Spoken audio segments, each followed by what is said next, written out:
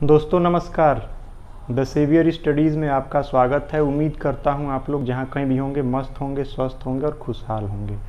आज हम लोग पढ़ेंगे सिंधु घाटी सभ्यता के बारे में और इसमें कुछ बिंदुओं पर हम लोग चर्चा करेंगे। जैसे इसके खोज से संबंधित कुछ बातें हैं वो समझेंगे, इसके कालखंड की बात करेंगे, सीमा विस्तार की बात करेंगे और इसके जो प्रमुख नगर हैं उन पर बात करेंगे। और बाकी चीज़ें अगले वीडियो में कवर करेंगे। 2-3 वीडियो में पूरी सिंधु घाटी सभ्यता को हम कवर करने वाले हैं। ये हमारा पहला पार्ट होगा। तो चलिए शुरू करते हैं। यहाँ से देखते हैं खोज से संबंधित कुछ बातें हैं जिस पर हम आज चर्चा करेंगे। तो यहाँ पर हम देख रहे हैं कि 1826 ईस्वी में चार्ल्स मैसन, तो चार्ल्स मैसन आ गया और 1826 ईस्वी में तो चार्ल्स मैसन जो थे वो एक अंग्रेज अधिकारी थे जो कि सर्वे करने का काम करते थे।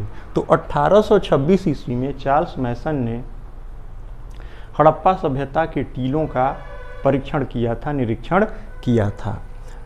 तो उसके बाद जो है कोई आगे उसमें बहुत प्रगति नहीं हो सकी, कोई खोज नहीं हो सका। बस ये था कि किसी नगर का ये टीला है, कोई नगर यहाँ रहा होगा जो कि अब टीलों में तब्दील हो गया है। तो आगे चल करके 1842 ईस्वी में चार्ल्स मैसन ने नरेटिव्स ऑफ जर्नी, एक पत्रिका का नाम है नरेटिव्स ऑफ जर्नी, तो नरेटिव्स ऑफ जर्नी में उन्होंने एक लेख प्रकाशित कराया जिसमें उन्होंने हड़प्पा के टीलों के बारे में चर्चा की थी। आगे बढ़ते हैं। 1856 में बर्टन ब्रदर्स ने हड़प्पा के टीलों की खुदाई कराई। तो बर्टन ब्रदर्स आ गया। तो ये जो बर्टन ब्रदर्स थे ये दो अंग्रेज भाई थे, आपस में भाई थे और ये इंजीनियर थे। तो इनको काम मिला था कराची से लाहौर तक रेल लाइन बिछाने के लिए। तो जब रेल लाइन बिछ रही थी उस दौरान हुआ ये कि मटेरियल इनके पास कम पड़ गए। जो कंक्रीट या जो भी चीज़ें इस्तेमाल होती थीं रेलवे ट्रैक को मजबूत करने के लिए, जाम करने के लिए, तो इसमें हुआ क्या कि वो सभी चीज़ें कम पड़ गई। तो इन लोगों ने क्या किया कि हड़प्पा के टीलों की खुदाई करा ली या उससे जो ईंट निकले उसका इस्तेमाल रेलवे ट्रैक बनाने में इन लोगों ने कर लिया। फिर आगे होता है कि एलेक्जेंडर कनिंघम आते हैं जिन्हें हम कहते हैं भारतीय पुरातत्व विभाग के जनक के नाम से वो जाने जाते हैं। तो एलेक्जेंडर कनिंघम जो हैं इसी सन में 1856 में थोड़ी बहुत इस पर खुदाई वगैरह कराना शुरू किया, लेकिन उतनी प्रगति नहीं हुई जितनी उम्मीद की जा रही थी कि यहाँ जो भी टीला है, जो नगर का अवशेष है, उसके बारे में बेहतर तरीके से पता लगाया जा सके। और इसी क्रम में आगे आते हैं जॉन मार्शल।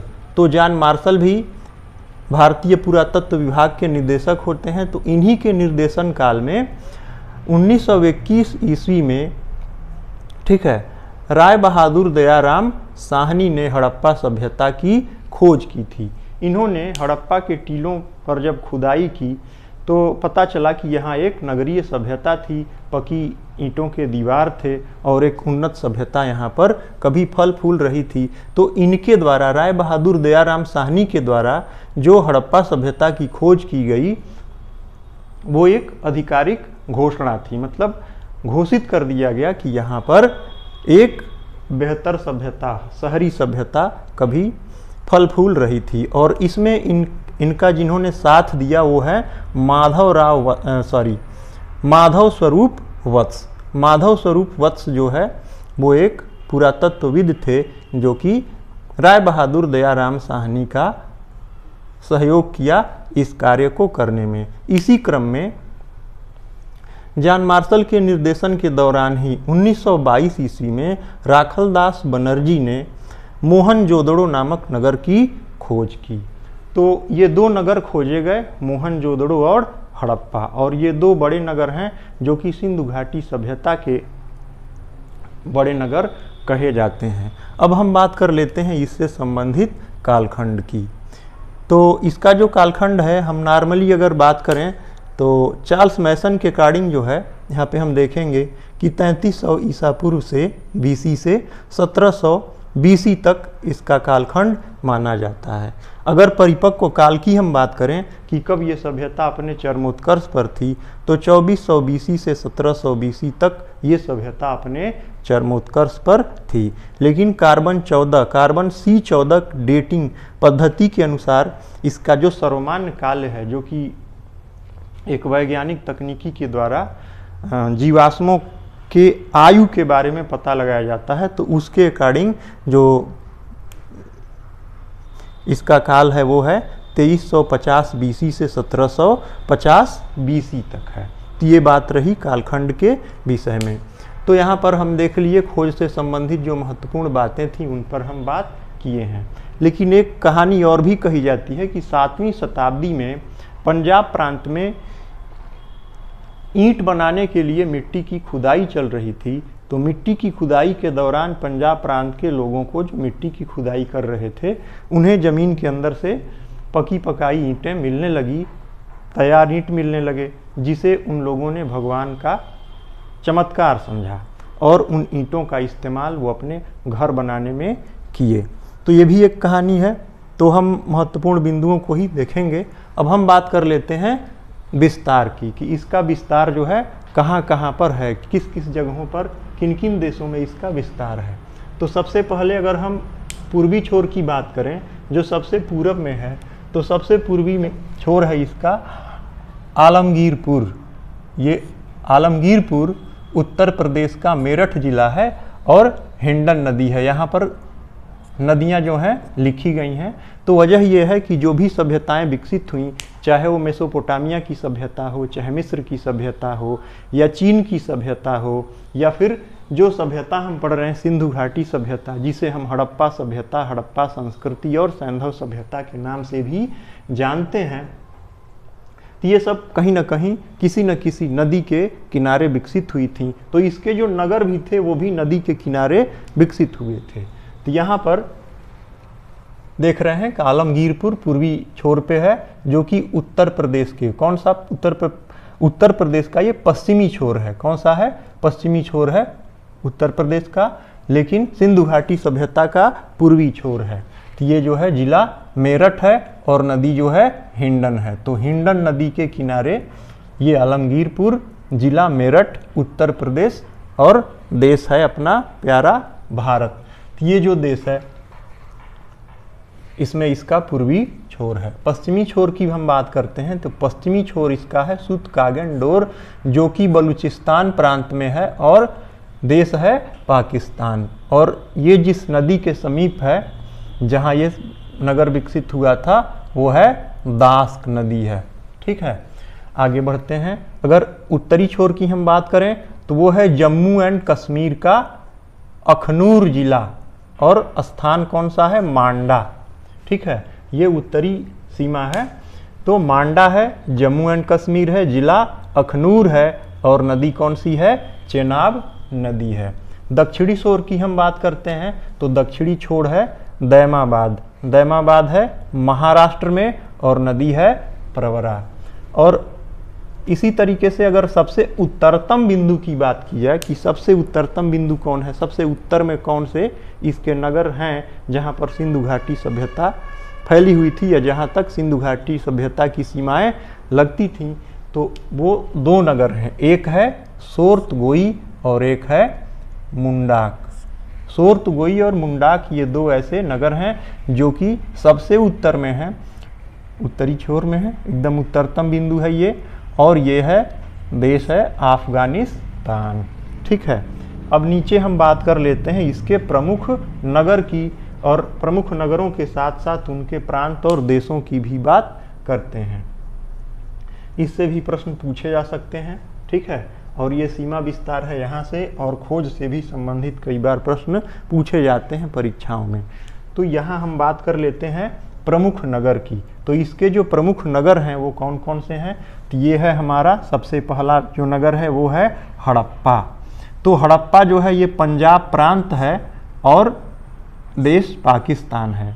पाकिस्तान के पंजाब प्रांत में हड़प्पा नगर जो है स्थित है। बात करते हैं मोहनजोदड़ो की, तो प्रांत सिंध है, देश पाकिस्तान है, और इसका जिला जो है लरकाना है। लरकाना डिस्ट्रिक्ट में मोहनजोदड़ो प्रांत सिंध है, देश पाकिस्तान है। लोथल, लोथल जो है गुजरात में है और कहा जाता है कि लोथल जो है सिंधु घाटी सभ्यता का या हड़प्पा सभ्यता का बहुत बड़ा बंदरगाह रहा है। ठीक है, तो कालीबंगा राजस्थान, जिला कौन सा है? हनुमानगढ़ है। बनवाली हरियाणा प्रदेश है और जिला है फतेहाबाद है। आलमगीरपुर ऊपर पढ़े ही हैं, उत्तर प्रदेश, जिला मेरठ है। सुत कागेंडोर ये बलूचिस्तान है, पाकिस्तान देश है और ये प्रांत है बलूचिस्तान। कोट दीची ये सिंध प्रांत है और देश है पाकिस्तान। चहुंदड़ो, जो चहुंदड़ो है वो है पाकिस्तान में। सुरकोटदा ये गुजरात में है और कच्छ जिला है, जो डिस्ट्रिक्ट है वो कच्छ है। राखीगढ़ी ये हरियाणा में है। गढ़वारी वाला ये पंजाब प्रांत में है और देश है पाकिस्तान। धौलावीरा ये गुजरात में है।